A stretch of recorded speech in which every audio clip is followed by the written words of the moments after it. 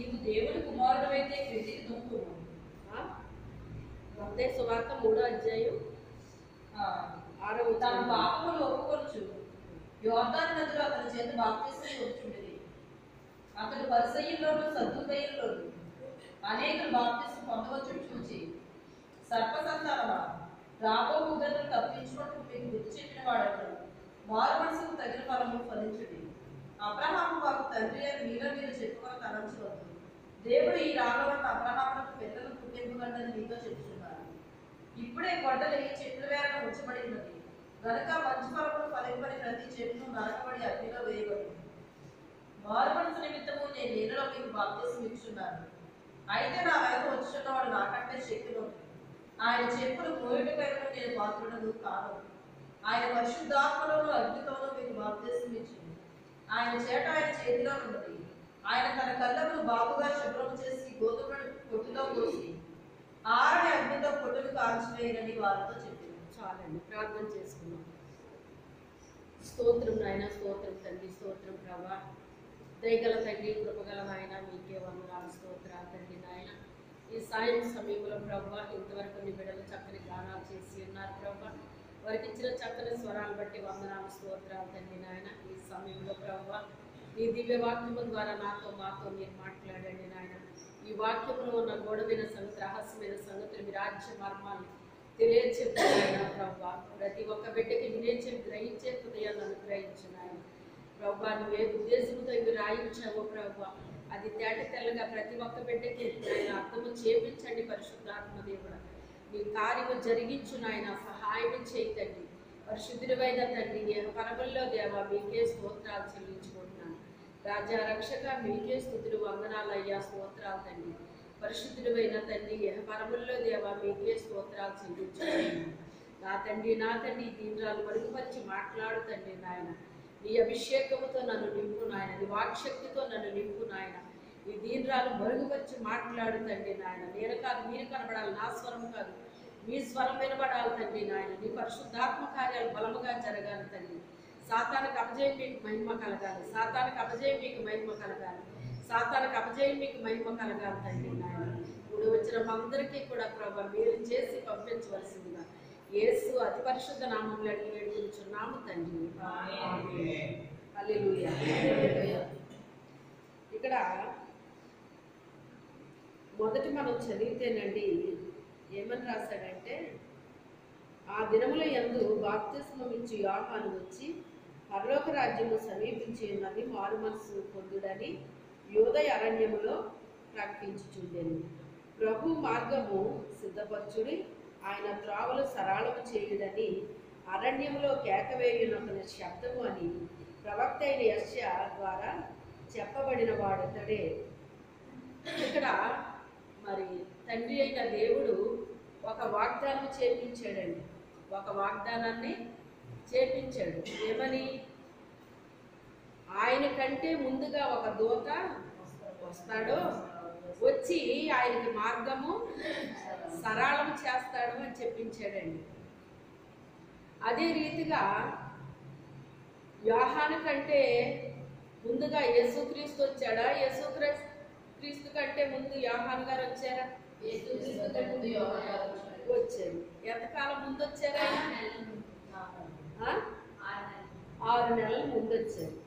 ముందు వచ్చి ఆయన ఏమని చెప్తున్నారు? మారు మనసు పొందుకోండి అని చెప్తున్నాడండి. అరణ్యములో కేక వేయు ఒకని శబ్దము అని చెప్తున్నాడండి. అరణ్యములో కేక వేస్తున్నాడు, మారు మనసు పొందుకోండి, దేవుని రాజ్యము సమీపించింది. దేవుని రాజ్యం అంటే ఎవరు?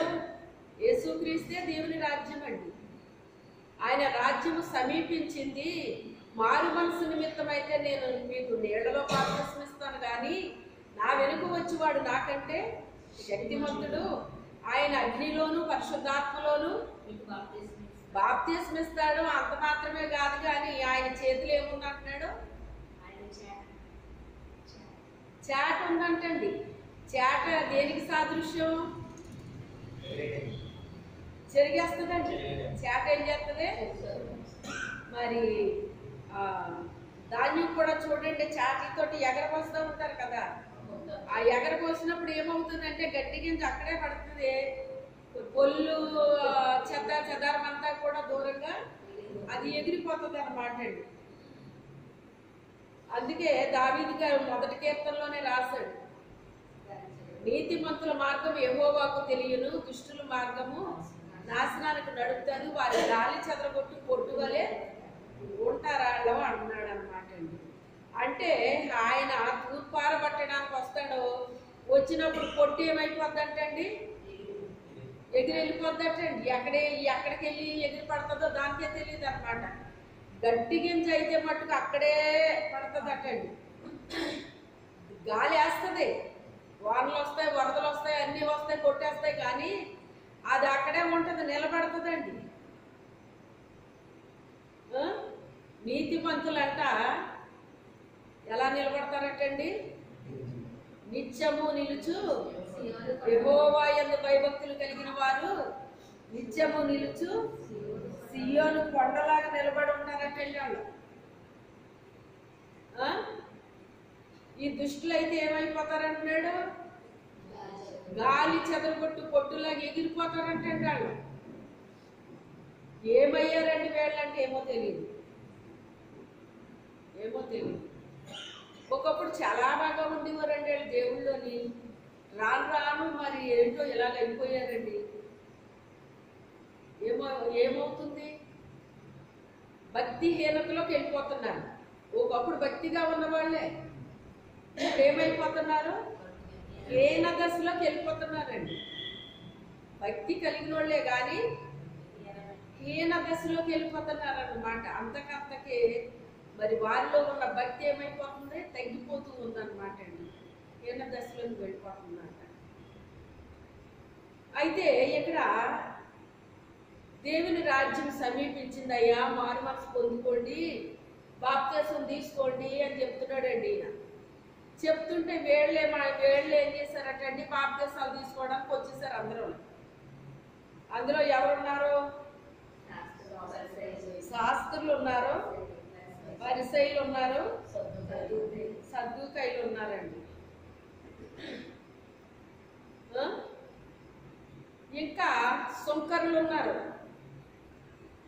సుంకర్లు కూడా ఉన్నారండి. ఈ సుంకర్లు అయితే ఏం చేస్తున్నారంటేనంట, వాళ్ళ పాపాలన్నీ ఒప్పేసుకుంటున్నారటండి. సుంకర్లు ఏం చేస్తున్నారు, పాపాలన్నీ ఒప్పేసుకుంటున్నారటండి. ఒప్పేసుకుంటుంటే అప్పుడు ఆయన ఏం చేస్తున్నాడు, బాప్తిసం ఇస్తున్నాడు.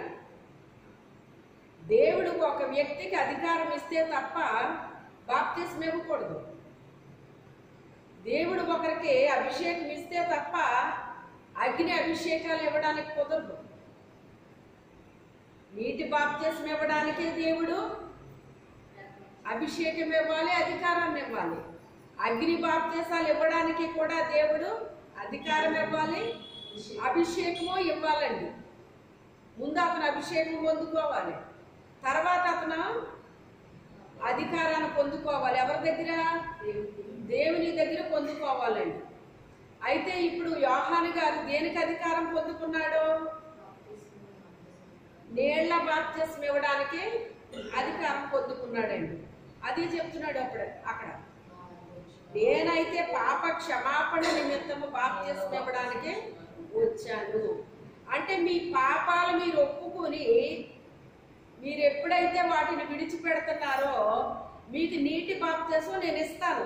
ఆ అధికారం దేవుడు నాకు ఇచ్చాడు. కానీ పరిశుద్ధాత్మ అభిషేకం బాప్తిసం కూడా ఉంది, అగ్ని బాప్తిసం ఉంది. అది మాత్రం కేవలం ఎవరివ్వాలి, దేవుని కుమారుడు ఇవ్వాలి, యేసుక్రీస్తు ప్రభువారు ఇవ్వాలి. యేసుక్రీస్తు ప్రభువారు అగ్ని బాప్తిసం ఇవ్వడానికి అధికారం పొందుకున్నాడండి. ఆయన ఎవరి దగ్గర, తండ్రి దగ్గర. అయితే ఇక్కడ ఈ శాస్త్రులు, పరిసయ్యులు, ఈ సద్దూకాయలు వీళ్ళందరూ కూడా ఆ యొక్క పరిసయ్యులు వీళ్ళంతా వచ్చి బాప్తిసాలు తీసుకుంటుంటే వాళ్ళలో లోపల కదిలిందండి. వాళ్ళకి ఎక్కడ కదిలింది, మారు మనసు వచ్చింది వీళ్ళకి. పశ్చాత్తాపం వచ్చిందండి. నేను పాపిని అని అనుకున్నాడంట. ఒక సాక్ష్యాన్ని విన్నానండి నేను. ఆ సాక్ష్యంలో ఆయన మరి అనుకోకుండా వారి యొక్క తండ్రి గారు ఒక వ్యాధి చేత అంటే యాక్సిడెంట్ అయిందంట. యాక్సిడెంట్ వల్ల కొన్ని చోట్ల తగిలి ఇంకా ఆయన చనిపోయాడని శవాల గదిలో పెట్టేశారటండి. కానీ దేవుడు చూడండి, లాజరు లేకున్నట్టు మొత్తం మీద అతన్ని లేపి తీసుకొచ్చాడండి. వ్యాధి అంటే కొంచెం వ్యాధి ఉంది, చచ్చిపోయాడని మొత్తానికి అందులో పెట్టేసే బదులు బతికొచ్చాడు కదండి ఇంటికి. డాక్టర్ గారు ఇచ్చిన సలహా ఏంటంటేనంట, ఒకవేళ అతను బతికినా అతను ఏమీ చేయడండి. ముఖ్యంగా ఆమెకి 2 పిల్లలు అంటున్నారు. ఆ 2 పిల్లల్ని పోషించుకోవడమే కష్టం కదా, అందుకని ఇంకా అందులో పడేసాం మేమే. ఆ పిల్లలైనా ఎలాగో కష్టపడి పోషించుకుంటుంది, ఇతను ఎప్పుడొకప్పుడు చనిపోతాడండి. అంటే చనిపోతాడంటే ఏ భార్య ఎలా వదిలేసుకుంటుందండి, ఎలా బ్రతకాలని అనుకుంటారు కానీ వదిలేసుకోలేదు కదా. అప్పుడు ఆవిడ మొత్తం మీద ఏడ్చిన ఏడుపుని చూసి వాళ్ళ నాన్నగారు మిషన్ కుట్టేవారటండి, ఒక పోలీస్ ఆయనకి. ఆ పోలీస్ ఆయన అక్కడ కనపడి ఇంతకీ ఈమె పక్షాన్ని అతను మాట్లాడుతున్నాడంట. ఇప్పుడు మామూలు వాళ్ళు వెళ్ళి మాట్లాడితే అక్కడ గవర్నమెంట్ హాస్పిటల్ సమాధానం ఉంటుందా? పోలీసు కనుక ఏముంటుంది, కొంచెం రెస్పాన్స్ ఉంటుంది కదా. అప్పుడు ఆయన వెళ్ళి మాట్లాడితే ఇది సార్ అన్నారంట. అంటే ఆయన ఏం చేశాడంటే కరెక్ట్కుని ఇలా మోకాల మీద కొట్టాడటండి. మోకాల మీద కొడితే కొంచెం కదిలాడటండి. ఇదేంటంటే చచ్చిపోయాడు అన్నారు కదా, ఇతను కదులుతున్నాడు కదా అంటే ఇదే సంగతి బాగా చెప్పాడు. సరే మీరు చేయాల్సింది ఏదో చేసి పంపించేయండి, అంతకాలం బతుకుతాడు, తర్వాత వాళ్ళే చూసుకుంటారు, ఏదో జరుగుద్ది, ఆవిడ ఏడుకుని చూడలేకపోతున్నాము అని చెప్పేసి అంటే ఇంటికి తీసుకొచ్చారట. ఆ తర్వాత ఇంటి దగ్గర ఒక ఆయన యేసు ప్రభు గురించి చెప్పారట. ఆ తర్వాత నమ్ముకున్న ఆ భార్య నమ్ముకుని మొత్తం మీద పాస్టర్ గారిని పాస్టర్ గారిని పిలిపించుకుని ప్రార్థన చేసుకోవటం, ఆ దేవుడి అని విశ్వాసం ఉంచడం. అసలైన మంది ఏంటి ఇప్పుడు పాస్టర్ గారు ప్రార్థన వాళ్ళిద్దరు వచ్చి ప్రార్థన చేసి ఏడు నమ్మకం ఉండాలి కదా. ముందు ఈవిడికి విశ్వాసం వచ్చింది, విశ్వాసంతో ఈ ప్రార్థన చేస్తున్నారు అన్నమాట. చేస్తుంటే మొత్తం మీద అతనికి అలాగా హీల్ అయ్యాడండి. హీల్ అయిన తర్వాత బాగా విశ్వాసం వచ్చేసింది. ఆవిడ వచ్చేసి మొత్తం మీద పాస్టర్ గారికి ఏయోటి వీళ్ళ వండుకున్న కూరలని అవని ఇవన్నీ పాస్టర్ గారికి ఇచ్చిరారా బాబు ఏంది అనేసి. చిన్న పిల్లోడట 3 సంవత్సరాలు. మీ ఓడికి ఎన్నో ఏడు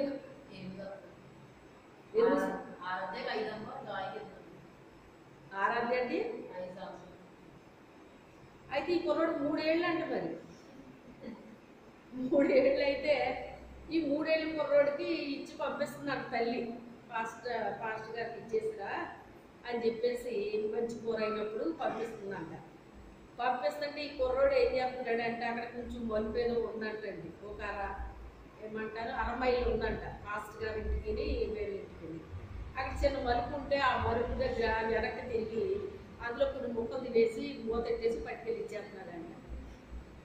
ఆ తర్వాత మొత్తం మీద నేను మొత్తం అంతా చెప్పట్లేదు కానీ మీకు అలాగా అతను మళ్ళీ తర్వాత ఎదిగాడు, చదువుకోవాలని ఆశ ఉన్నా చదివించుకోలేదు. ఇలా చాలా జరిగినాయి అన్నమాట అండి. వాళ్ళ ఇంట్లో అద్దెకున్న ఆయన ఏంటది ఫైనాన్స్ చేసి కూడా అలా చేసి వృద్ధాప్యంలోకి వెళ్ళిపోయిన తర్వాత ఊరే ఎందుకురా ఇక నేను చేయలేకపోతున్నాను కదా, పెద్దోడిని అయిపోయాను, ఇదేదో నువ్వు కొనేసుకున్న దగ్గర నుంచి తీసుకొని నేను వెళ్ళిపోతాను అని చెప్పేసి అంటే ఒక 6 లక్షలకి కొనేసుకున్నాడంట. అలాగే మొత్తం మీద రన్ చేస్తున్నాడు. అతను కొన్ని గాలిలో మేళ కట్టాడు అన్నమాట.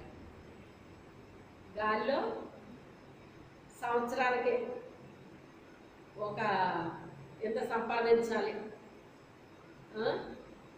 కనీసం నాకు నెలకే ఒక 25,000 లాభం రావాలి, అందులోని ఇవన్నీ పోగొట్టి నేను పెద్ద మేడ కట్టి నా కొడుకు ఇవ్వాలి. ఇది నా ఆలోచన అన్నమాట అండి. ఆలోచించడం తప్పు కాదు కానీ మనకు మించిన ఆలోచనలు మనం చేయకూడదండి. ఆ? అయితే అలాగ ఆలోచించుకున్నాడంట, ఎన్ని జరిగినాయి, ఏంటో అయిపోయినాయి, ఏమీ లేదు, చివరికి ఏమీ మిగలలేదు. ఇలాగ అన్నీ అయిన తర్వాత ఈ తల్లి ఏం చేసిందంట, నా భర్తను బతికించాడు కదా దేవుడు, ఇతన్ని నా కొడుకుని సమర్పించేద్దాము, దేవుడికి ఇచ్చేద్దామని చెప్పేసి ఈమె ఏం చేసిందంట, ప్రభువా నీకు ఇచ్చేస్తాను, నీ బిడ్డని నీ సేవకు సమర్పించేస్తున్నానని సమర్పించేసింది. ఎప్పుడు? 3వ సంవత్సరం అప్పుడు. ఆ తర్వాత ఇంకా ఇంటర్ వరకు వచ్చాడంటే ఇంజనీరింగ్ చదవాలనుకున్నాడంట. ఇంక ఇంజనీరింగ్ లేదు, ఏమీ లేదు, నీకు నేను సేవకుడిగా సమర్పించేశాను, నువ్వు వెళ్ళాల్సిందే అని చెప్పేసి వాళ్ళ అమ్మగారు బాగా పట్టుదల అయిన మనిషి అంట. అప్పుడు మొత్తం మీద పంపేసింది, వైజాగ్ పంపేసింది. అక్కడ ట్రైనింగ్ అయ్యాడు, లోపల ఏం పని జరగలేదు. ట్రైనింగ్ అయితే అయ్యాడు తప్ప లోపల ఏం పని జరగలేదు అయ్యగారికి. ఆ తర్వాత మొత్తం మీద వీళ్ళు తల్లిదండ్రి సేవ చేస్తున్నారు. మొత్తం మీద సేవ చేస్తుంటే రారా అంటే రావట్లేదు. అలాగే ఏయో కహానీలు చెప్తున్నాడటండి. చెప్పేసరికి మొత్తం మీద ఓ మీటింగ్స్కి వచ్చాడట, ఇలాగే ఉపవాస మీటింగ్స్కి వచ్చాడట. వచ్చే సంవత్సరం వస్తానండి, నాకు కొంచెం పని ఒకటి రాలేదు అని చెప్పేసి అంటే సరే అనుకున్నారట విశ్వాసులు. కానీ విశ్వాసులు ప్రార్థన చేస్తున్నారంట ఈయన కోసం సేవ చేయాలని. చిన్న పాస్టర్ గారు అంటే నన్ను అలా పిలవకండి అని చెప్పేసి అన్నాడు. అంటే వాళ్ళు మాత్రం అలాగే ప్రార్థన చేస్తున్నారటండి. ప్రార్థన చేసేసరికి నెక్స్ట్ ఇయర్ వెళ్ళాడట, ఫాస్టింగ్ ఉన్నాడటండి. ఉపవాసం ఉండి ప్రార్థన చేస్తుంటే మొత్తం మీద నాలాంటి పాపతో దేవుడు మాట్లాడతాడేంటి, నేను ఇలాంటి అలాంటి అందరికీ తెలిసిన మనిషి ఒకడో, ఎవరికీ తెలియని మనిషి ఒకడో అంటండి. అయితే ఈ రీతిగా ఉండేసరికి ఇతను ఇలాంటి వాడు అని వీళ్ళు ఎవరికీ తెలియదు అనమాట. తెలియకపోతే ఇతను అనుకుంటున్నాడంట, నాలాంటి దుర్మార్గుడితో, దుష్టుడితో, వ్యభిచారితో, ఎలాంటి వాడితో అలాంటి వాడితో మాట్లాడతాడా దేవుడు, మంచోడితో మాట్లాడతాడు కానీ అని చెప్పేసి ఈయన అనుకుంటున్నాడంట. అనుకుని మొత్తం మీద ఆ ఉపవాసం అయితే ఉన్నాడంట. ఇలాగే ఏదో నమ్మకంగా ప్రార్థన చేస్తున్నాడంట. 3వ రోజు దేవుడు మాట్లాడాడట. 3వ రోజు దేవుడు మాట్లాడితే బాబా ఇదేంటి దేవుడేంటి నాతో మాట్లాడుతున్నాడు, నాలాంటి వాడితో కూడా దేవుడు మాట్లాడతాడా అని చెప్పేసి ఆయన ఆశ్చర్యపోయి మొత్తం మీద అప్పుడు ఏడుతూ మొదలెట్టాడట. ఏడుతూ మొదలుపెట్టి ప్రభువా నాలో ఏ పాపం ఉన్నదో చెప్పు ప్రభువా, నేను నీ పని చేస్తాను కానీ నా హృదయాన్ని తెల్లని కాగితంలా కడిగే ప్రభువా, కనీసం ఒక చిన్న చుక్క కూడా ఉండకూడదు అందులోని, ఆ రీతిగా కడిగే ప్రభువా అని చెప్పేసి ప్రార్థన చేసుకుంటున్నాడండి. చేసుకుంటుంటే అప్పుడు దేవుడు ఏది ఉండకూడదు ప్రభువా నాలోనే అని చెప్తున్నాడు కదా దేవుడితోటి. ఈ చిన్నప్పుడు 3వ సంవత్సరాన్ని ఈ బాక్స్లో ఉన్న ముక్కలు తింటాం దేవుడు చూపించాడు.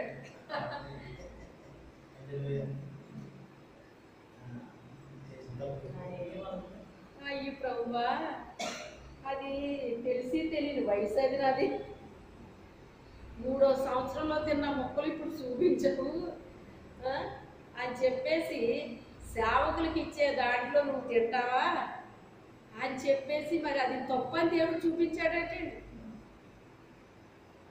చూసారా, మనం ఏమనుకుంటాము, చిన్నపిల్లోడే కదా అనుకుంటామండి. ఏమనుకుంటాం మనం, చిన్నపిల్లోడే కదా అని అనుకుంటామండి. మా ఇంట్లో సేవకులకి వీళ్ళందరికీ భోజనాలు పెట్టిన టైంలోనండి వంట చేసి మా పిల్లలకి కానీ ఎవ్వరు అన్నం తినేవాళ్ళు కాదండి. మేము అర్ధరాత్రి వాళ్ళు వచ్చేటప్పటికి 1 గంట 2 దాటేసి అలాగ వచ్చేవారండి. వాళ్ళందరూ కలిసి ఒక 25 మందో 30 మంది వరకు వచ్చేవారు అన్నమాట. అప్పటికి మా పిల్లలు నిద్ర అయ్యేవారండి. నా ఉద్దేశం ఏంటంటే సేవకులు వచ్చి మొదట తింటేనే కానీ మేము తినకూడదు అన్న అభిప్రాయం నాదన్నమాట అండి. అయ్యగారు అనేవారు పాపం పిల్లలకు ఆకలేస్తుంది కదా, కనీసం సాంబార్ అన్న వేసి పెట్టేవి వాళ్ళకి నిద్రపోతారు కదా అనేవారండి పాపం ఆయన. అప్పుడు ఈ అమ్మ అంటే అబ్బాయి ఇప్పుడు తినం మేము, పాస్టర్ గారు వచ్చి తిన్నాకే తింటాం మేము అని కూడా. ముందు తినడానికి ఇష్టపడేవారు కాదండి ఎవరు. ఎవరు రావాలి? మాస్టర్ గారు రావాలి, అప్పుడు తినాలి మేము అని కూడా. ఆ రీతిగా ఉండేది. నాకు ఎందుకో అది జ్ఞాపకం వచ్చింది అనమాట. అంటే ఇప్పుడు ప్రభు చెప్పిన మూలన ఇది ఇప్పుడు గుర్తొచ్చింది నాకు. ఇది నేను చెప్పాలని చెప్పిన విషయం కాదు. అంటే చిన్న బిడ్డ కూడా ఏం చేయకూడదంట, సేవకులు పెట్టేది. అసలు 3వ సంవత్సరం అంటే పిల్లోడికి ఏమన్నా తెలుస్తుందండి అసలు? అది తప్పన్నాడటండి దేవుడు. అప్పుడు ఏడ్చి ప్రభువా నిజమే నాయన, అమ్మ పట్టుకెళ్ళి ఇచ్చిరా అంటే నేను ఇలా చేసేవాడిని తండ్రి. నిజమే, వారు తినే ఆహారాన్ని నేను ఏం చేశాను? అపవిత్రపరిచాను నాయన. వారు తినాల్సింది నేను తిన్నాను, ఫస్ట్గా నేను తిన్నాను అని చెప్పేసి మనం ఇంకోటి చెప్పాను మీకు. ఆ ముసలమ్మ ఏం చేసింది? బీరకాయలా ఏంటండి, ఆనపకాయ తెచ్చి పెట్టిందని చెప్పాను కదా మొన్న, గుర్తు రాలేదా? దేవుడి స్తోత్రం. మొదట కాసిన ఆనపకాయలు మొత్తం ఇల్లుపాది తినేసారటండి. నేను మొన్న సరిగ్గా నాకు అర్థం అవ్వలేదు. మళ్ళీ నెక్స్ట్ రెండోసారి వినేటోడికి ఇప్పుడు గుర్తొచ్చింది నాకు. అంటే నాకు అర్థం అవ్వలేదని రిపీట్ చేస్తున్నాడేమో దేవుడు, నాకు తెలియట్లేదు. నువ్వు మొన్న సరిగ్గా వినలేదు, మళ్ళీ విను అని రెండోసారి నాకు వినిపించాడు. ఇప్పుడు ఎందుకని ఆమె తిన్నదేమో అనుకున్నానండి నేను. ఆమె కదంటండి ఇంటిల్లిపాది తినేసారంట. ఫస్ట్ కాసిన కాయలు ఇంటిల్లిపాదికి జ్వరాలు వచ్చేసినాయి అంటండి. ఇంటిల్లిపాదికి జ్వరాలు వచ్చేస్తే నెక్స్ట్ వారానికి ఏం చేసిందంట, పిందులతో సహా కోసుకొచ్చేసి 8 కాయలు గదల్లా నిలబెట్టింది అని చెప్తున్నారు ఆయన. అంటే నేను చూసారా ఎన్ని కాయలు తెచ్చానో చూడండి అని అందరూ చూసేలా పెట్టి మళ్ళీ లెగిసి సాక్ష్యం చెప్తుంది. దేవుడికి మనం ఇవ్వాలి కదండి మరి, అందుకని చూడండి నేను పిందులతో సహా కోసుకొచ్చి దేవుడికి ఇచ్చాను అని అరగంట సాక్ష్యం చెప్పింది. చిక్కుడుకాయలు కూడా కాసినవి, చిక్కుడుకాయలు తేలేదు, ఆనపకాయలు పట్టుకొచ్చింది.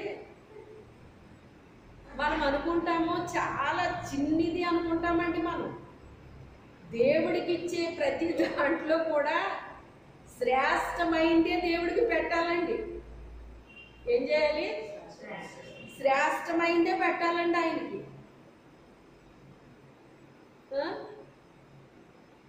అయితే ఆ చిక్కుడుకాయలు తేలేదటండి. ఏంట్రా మీ నాయనమ్మ ఏంట్రా ఆనపకాయలు తెచ్చి గదల్లో నిలబెట్టింది అక్కడ అని చెప్పేసి వాళ్ళ మనవడిని అడిగితే, ప్రథమ ఫలం మేమందరం తినేసాంలే, మా అందరికి జ్వరాలు వచ్చేసినాయి, అందుకే తెచ్చేసింది మిగతాయండి. ప్రథమ ఫలం ఎవరు తినాలి? ఎవరు తిన్నారు? ఆ జ్వరాలు వస్తే కానీ మిగతా కాయలు తేవాలనిపించలేదు ఆవిడికి. అవి కూడా మళ్ళీ అయ్యే పట్టుకొచ్చింది, చిక్కుడుకాయలు తేలేదు ఆవిడ అని చెప్తున్నారన్నమాట. మన ఎవరో ఈ పువ్వులు ఎవరు పెట్టారా, ఎవరో దొడ్లో కాసినట్టున్నాయి. ప్రథమ ఫలం కావాలి వచ్చింది ఇక్కడికి అని అనుకున్నాను అనమాట అండి. తీరా తెలుసుకునేసరికి గ్రేస్ అలా పువ్వులు అంటండి అవి. మనం ఎంత పెట్టినా ఈ పాపం నిలబడలేదు. ఈసారి ఎవరన్నా పెట్టినప్పుడు దేనికన్నా సూదికి గుచ్చి సూది పినేసి పెట్టుకోండి అమ్మాయి ఇక్కడ. అలాగా మరి దేవుడు ఎందుకు చెప్పిస్తున్నాడో నాకు తెలియదు, మీకు తెలియదని కాదు, కానీ కోళ్ళు ఉంటున్నాయండి. కొంతమంది జీవితాల్లో కార్యాలు ఎందుకు జరగట్లేదో పరిశుద్ధాత్మ దేవుడు నాకు వివరణ ఇస్తున్నాడండి. నా కోసం నేను చెప్పట్లేదు, ఎందుకంటే నాకు పరిశుద్ధాత్మ దేవుడు చిన్న వయసు నుంచి నేర్పించాడు. ఎలాంటి ఇవ్వాలో దేవునికి, ఎలాగివ్వాలో అవన్నీ నేర్పించాడండి. అందుకని నా పని నేను చేసుకుంటున్నాను. నా కోసం కాదు, కొంతమంది చేసే పనులు నాకు చూపిస్తున్నాడండి దేవుడు. సొంతానికి చాలా ఖర్చు పెట్టుకుంటున్నారండి, దేవునికి ఇవ్వడానికి చేతులు రావట్లేదు. చేతులు దేవుడికి ఇవ్వడానికేమో తక్కువగా ఖర్చు పెడుతున్నారు, సొంతానికైతే ఎక్కువగా ఖర్చు పెట్టుకుంటున్నారన్నమాట అండి. అంటే వాళ్ళ నష్టాన్ని ఎవరు తెచ్చుకుంటున్నారు? వాళ్ళే తెచ్చుకుంటున్నారు నష్టాన్ని. వాళ్ళ నష్టాన్ని వాళ్ళే తెచ్చుకుంటున్నారండి. ఎప్పటి నుంచో నాది జరగట్లేదండి అంటారు. ఇంకేం జరుగుతుంది? అది ఒక అమ్మకి కోళ్ళు ఉన్నాయండి. ఆ కోళ్ళు ఉన్నప్పుడు ఏం చేస్తుంది? అది గుడ్లు పెడుతుంది కదా. ఆ గుడ్లన్నా ఇంట్లో వాళ్ళు తినేస్తున్నారండి. ఇప్పటికి ఒక గుడ్డు రాలేదు మందిరానికి. నాకు గుడ్లు దేవుడు ఇవ్వకుండా ఉంటాడా? నా కోసమని చెప్పట్లేదు. ఏ రోజునైనా మనిషి తెచ్చిందా గుడ్డు? ఇలాంటి వాళ్ళు కొంతమంది ఇప్పుడే కాదు, ఇది వరకు ఉండేవారండి ఇలాంటి మనుషులు. వాళ్ళ ఇంటికి ఎవరైనా చుట్టాలు వస్తారని తెలిస్తే అప్పుడు గుడ్లు వచ్చి ఇక్కడికి. ఎందుకని?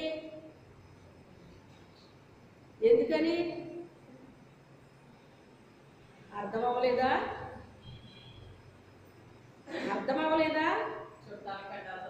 అది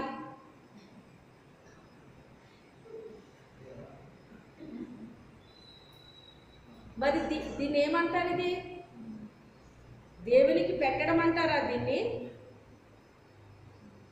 వాళ్ళ తింటమేంటి, అదేదో ఏళ్ళకిస్తే మంచిది, నాకు ఆశీర్వాదం వస్తుందని అప్పుడు వచ్చి అన్నమాట ఆ గుడ్లు. ఎప్పుడు వాళ్ళ ఇంటికి చుట్టాలో వాళ్ళకి ఇష్టం లేని వాళ్ళు వచ్చినప్పుడు, మళ్ళీ వాళ్ళకి ఇష్టమైన వాళ్ళు వస్తే మళ్ళీ అవి రావు. వాళ్ళకి ఇష్టం లేని వాళ్ళు వస్తే అప్పుడు వస్తాయన్నమాట ఆ గుడ్లు. ఎప్పుడన్నాను ఎలా చెప్పాలి ఇలాంటి మాటలు? నాకు ఎంత చిరాగ్గా ఉంటుందండి ఇలాంటి మాటలు చెప్పాలంటే. అంటే నాకు తెలీదా? నువ్వు చేసేది తప్పు అని నాకు తెలుసు, నీకు తెలుసు. మరి ఇలాంటివన్నీ నువ్వు చేస్తుంటే నీకు ఆశీర్వాదాలు ఎలాగొస్తాయి? ఏవండి, నేను గోధుమ గింజను విత్తాను అనుకోండి, ఏమొస్తుంది? గురుగురు విత్తాను అనుకోండి, ఏమొస్తుంది? ఇప్పుడు నువ్వు గుడ్డు తెచ్చినా ఒకటే, నువ్వు తేకపోయినా ఒకటే. నువ్వు ఇప్పుడు తెచ్చినా ఒకటే, తేకపోయినా ఒకటే.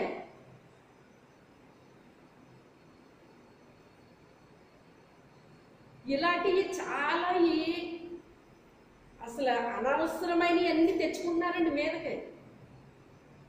వాటి వల్ల శాపాలు వస్తాయన్న విషయం కూడా తెలియట్లేదు చాలా మందికి.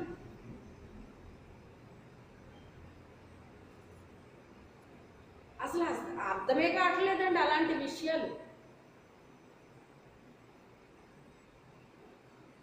అందుకే బాప్తిస్మం ఇచ్చేయమంటున్నారు వచ్చేసి. ఆయనకు వచ్చింది మరి పిచ్చి కోపం వచ్చింది అన్నమాట. ఆయనకు ఏమొచ్చింది? పిచ్చి కోపం వచ్చి అంటాడు కదా, సర్ప సంతానమా, రాబో ఉగ్రత తప్పించుకోవడానికి మీకు బుద్ధి చెప్పినోడు ఎవడో? మారు మనసుకు తగిన ఫలాలు నేను మారు మనసు పొందేశాం అని అంటున్నారు. ఏం మారు మనసు పొందేశారు మీరు?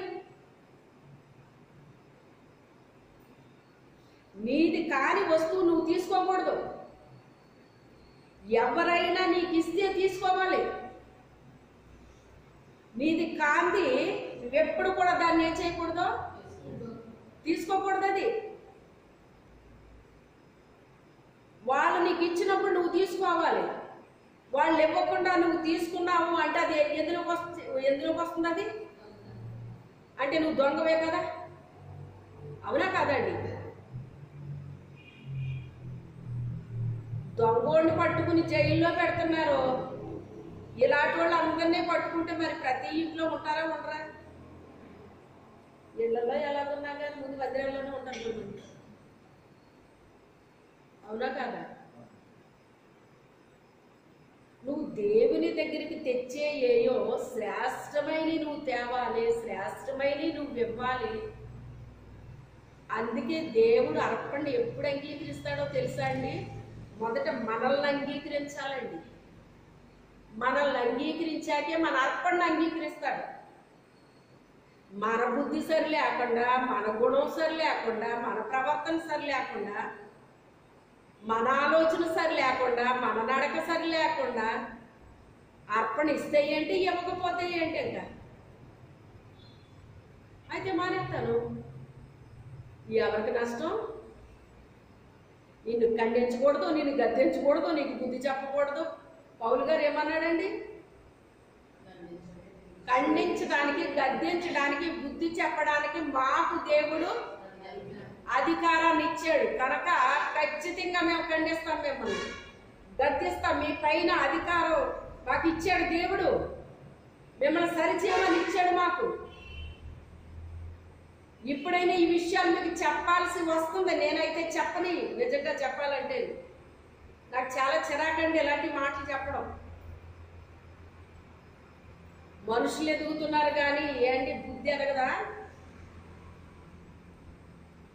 జ్ఞానం ఉండదా? మిగతా విషయాలు అన్నీ అర్థమైపోతున్నాయి కానీ ఈ విషయాలు అర్థం కావట్లేదా? వారానికి 2 సార్లు అంటున్నాం కదా వాక్యాన్ని. ఇవి ఎందుకు అర్థం కావట్లేదు మనకి? ఎందుకో చెప్పనా? సరైన మార్పు లేక. ఏమి లేక? సరైన మార్పు లేదు, పరిశుద్ధాత్మ నడిపింపు లేదు, మనస్సాక్షి పనిచేయట్లేదు.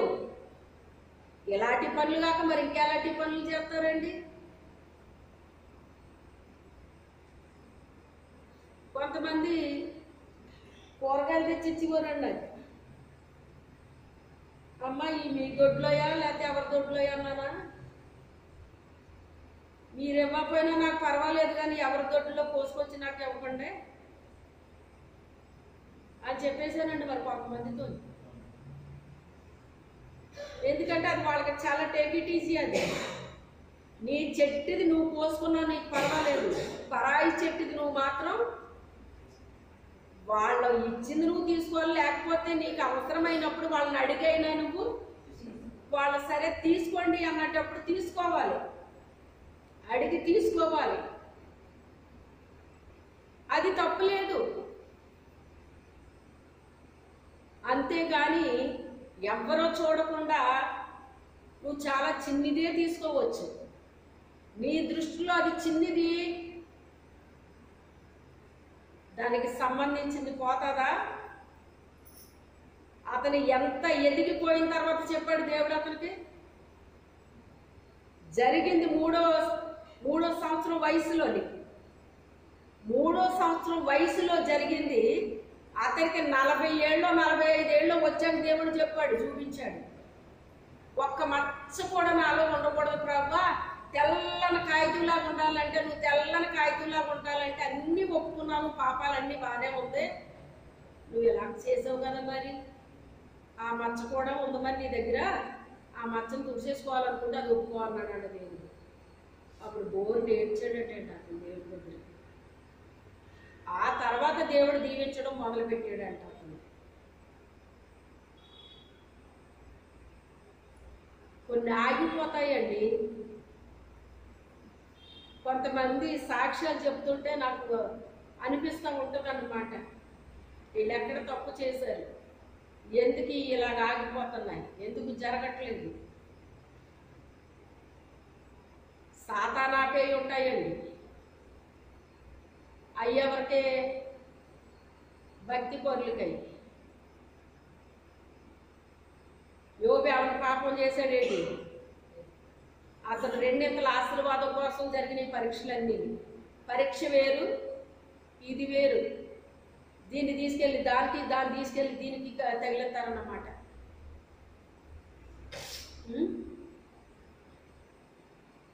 ఆ గుడ్డు పెట్టినప్పుడు మొదటి గుడ్డు నువ్వు తెచ్చి ఇవ్వాలి.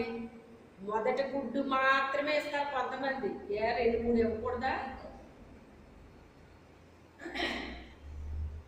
మేమే తినేసి మాకే బలం వచ్చేయాలన్నట్టు అనమాట. ఆ సీక్రెట్ తెలియక నువ్వు సేవకులకి ఎంత పెడితే నీకు ఆయన బలం ఇచ్చేస్తాడు. నీకు ఆయన కొన్ని రోగాలు కూడా పోతూ ఉంటాయి. నీకు నువ్వు గోల్డ్ డబ్బులు ఖర్చు పెడుతున్నావే, అన్ని ఖర్చు పెట్టక్కర్లేదు. వాటిలంతటా అయ్యే తగ్గిపోతూ ఉంటాయి. ఒకప్పుడు వేలు వేలు అయిపోయాయి, వందల్లోకి తీసుకొస్తాడు. వందల్లో ఇంకా తక్కువలోకి తీసుకొచ్చేస్తాడు. మనము దేవునికి ఖర్చు పెట్టక ఎంతెంత చెల్లించుకోవాల్సి వస్తుందండి. ఏం చేస్తుంది? చెల్లించుకోవాల్సి వస్తుంది అన్నమాట.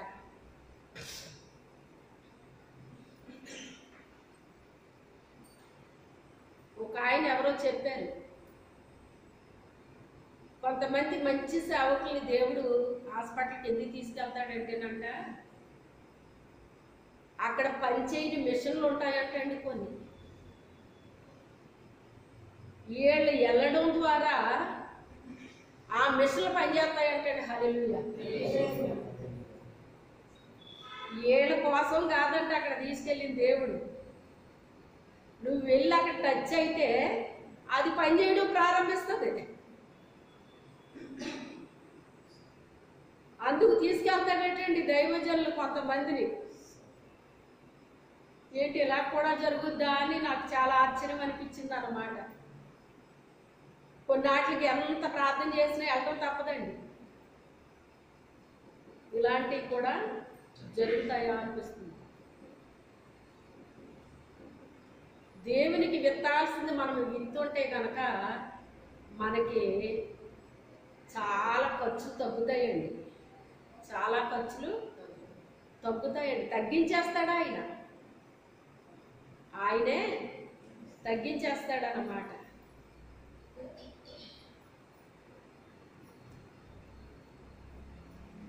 అయితే ఆ విషయమేమో ఆ వ్యక్తికి అర్థం కావట్లా. ఒకవేళ ఏమైనా చెప్పుదామంటే ఈవిడికి ఏదో ధనాపేక్ష వచ్చేసిందేమో, లేకపోతే ఈ గుడ్లు తినాలని ఉందేమో ఈవిడికి అని అనుకుంటారేమో అని మళ్ళీ నాకు. అవునా కదా? అర్థం చేసుకునే హృదయాలు బట్టి కూడా ఉంటాయి కదా మరి. అయ్యి మన దొడ్డిలో కాసిన ప్రతి కాయ ప్రతీది కూడా అన్నమాట అండి. ఏం చెయ్యాలి? మనం ప్రభువుకి అర్పించాలి. అది నేర్చుకోవాలి. అది నేర్చుకోవాలండి. మనం చెయ్యాల్సినవి మనం చేస్తే మనకు రావాల్సినవి రప్పించేస్తాడు ఆయన. వాటి చుట్టూ మనం తిరగక్కర్లేదు.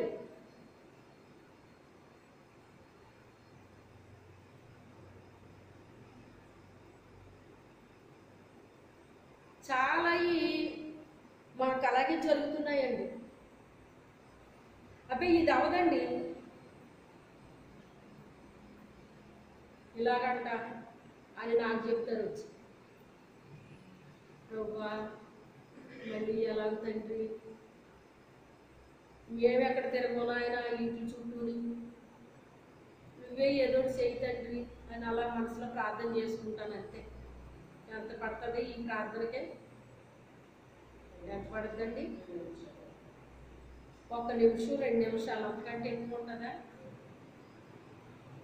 ఆ తర్వాత పైనుంచి ఆర్డర్ వస్తుంది కాబట్టి మరి ఎవరిని కలపాల వాళ్ళు కదుతాడు ఆయన వెళ్ళి. ఆ వ్యక్తి వచ్చి అవ్వదు కానీ ఇంకో చాయిస్ ఉంది మీకు అని చాలా చెప్తానంట. అప్పుడు ఏంటండి అంటే ఇది ఇలాగ చెయ్యండి. ఇప్పటికి ఎవరికి ఇలా చేయలేదు కానీ మీకు ఎందుకు చెయ్యాలనిపిస్తుంది? ఎందుకు చెయ్యాలనిపిస్తుంది? నా కూతురు వచ్చింది, నా కూతుర్ని మళ్ళీ రప్పిస్తావా నువ్వు అని పైనుంచి వచ్చింది ఆర్డర్ అక్కడ. అవునా కదా? వాళ్ళెవరో మనకు తెలియదు, మనం ఎవరమో వాళ్ళకి తెలియదు. మనం ఎప్పుడు వెళ్ళలేదు. నాకు అలాగా అటు చుట్టూ తిరగడం నాకు అసలు ఇష్టం ఉండదు. ఎన్ని కార్యాలను చెప్పనండి నా దేవుడు చేసిన మేళ్ళు నా జీవితంలో. ప్రతీదీ అద్భుతమేనండి, ప్రతీదీ అద్భుతమే. ఏంటి మమ్మీ నీ ఇలాగైపోతున్నాయి అంటారండి. చిన్నదైనా పెద్దదైనా జరిగించేస్తున్నాడు ఆయన అలాగా.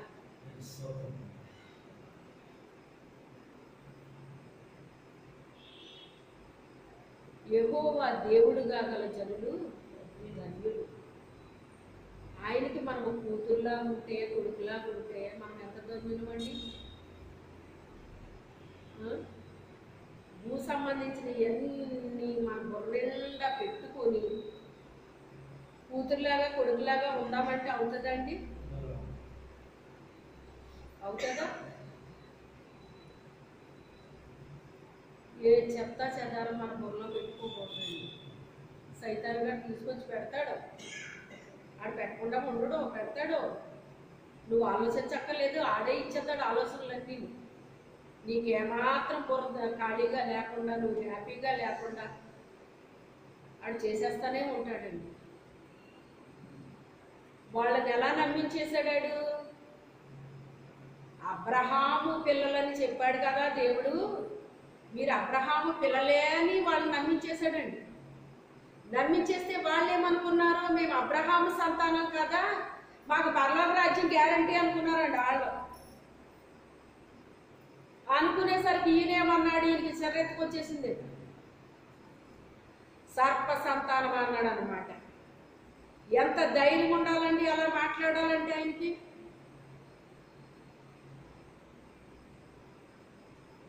సర్ప సంతానమా, నా దూతను నీకు ముందుగా పంపుతానన్నాడు దేవుడు. అక్కడ యోహాను గారే గాని ఆయన ఏంటని చెప్పాడు దేవుడు? నా దూత అని చెప్పాడు ఆయన. నా దూతను నీకు ముందుగా పంపుదును అని చెప్పేసి ఎవరు రాశారు? అది యెషయా గారు రాశారు. ఆయన ఒక మనిషి రూపంలో వచ్చాడు కానీ ఏంటంట, మరి దూతలకు భయం ఉంటుందా? భయం ఉండదు అని చెప్పి అని ముందు మారు మనసుకు తగిన ఫలాలు మీరు ఫలించండి. అబ్రహాము మాకు తండ్రి, అబ్రహాము మాకు తండ్రి అంటారేంటి? అబ్రహాము ఈ రాళ్ల వల్ల కూడా ఆయన పిల్లలు పుట్టించగలడు. విశ్వాసం వల్ల అబ్రహాముకి పిల్లలు అవుతారు కానీ విశ్వాసం లేకుండా అబ్రహాము సంతానంలో నుంచి మేము వచ్చాము అంటే ఒప్పుకుంటాడండి ఆయన?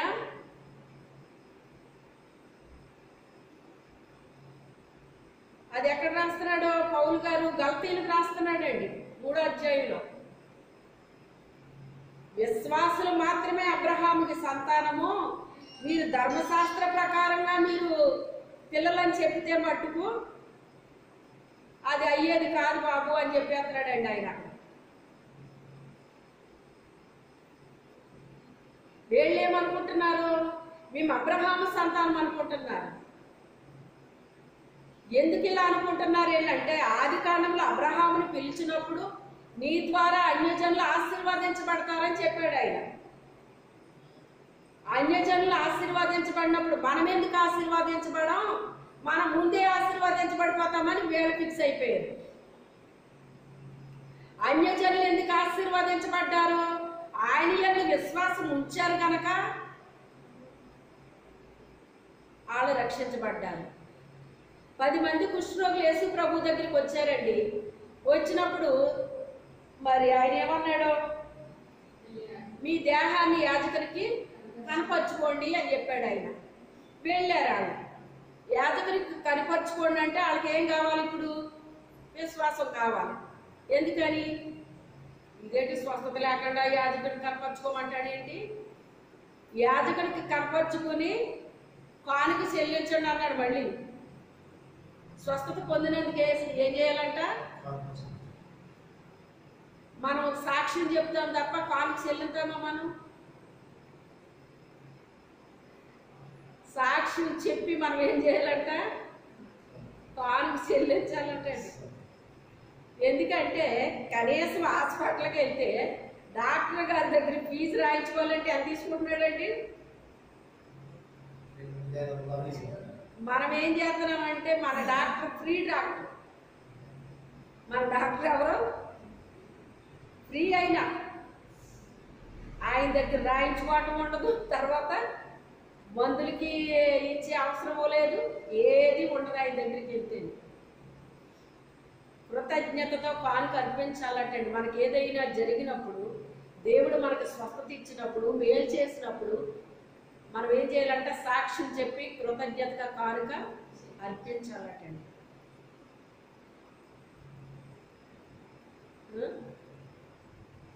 అయితే వీళ్ళు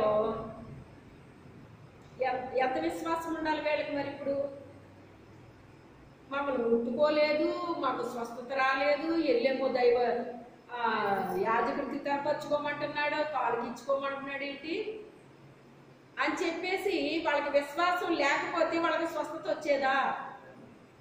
అంటే వాళ్ళందరూ కూడా విశ్వాసం ఉంచారా లేదా? దేవుని యందు విశ్వాసం ఉంచారు. విశ్వాసంతోనే అక్కడికి వెళ్ళారండి. అక్కడికి వెళ్ళేసరికి వీళ్ళకి స్వస్థత వచ్చేసింది. కానుక అర్పించేశారు, ఇంటికి వెళ్ళిపోయారు. అది వెనక్కి ఎవరు వచ్చారట?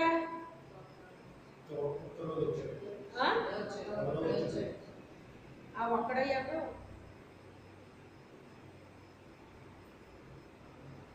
ఈ అన్యుడు తప్ప ఇంకెవరో రాలేదా?